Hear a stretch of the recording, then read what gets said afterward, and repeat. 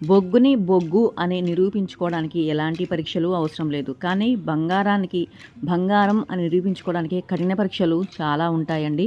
మరి భగవంతుడు కూడా అంతేనండి. మంచి వాళ్ళకే పరీక్షలు పెడతాడు. మంచి వాళ్ళకే రాళ్ళ దెబ్బలు తగులుతూ ఉంటాయి.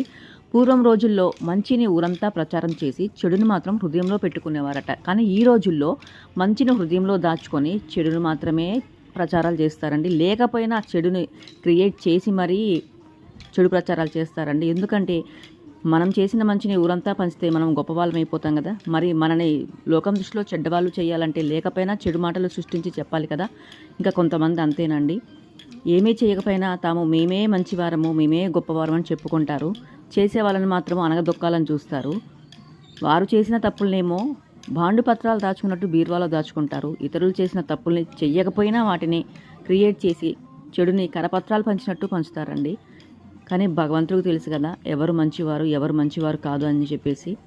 ఇంకా అంతేనండి. బంగారానికే పరీక్షలు ఉంటాయి. మనకి ఎలాంటి కఠిన పరీక్షలు వచ్చినా మనము మంచి పనులు చేస్తున్నాం కాబట్టికే కఠిన పరీక్షలు వచ్చాయి అనుకోవాలి. అంతేనండి.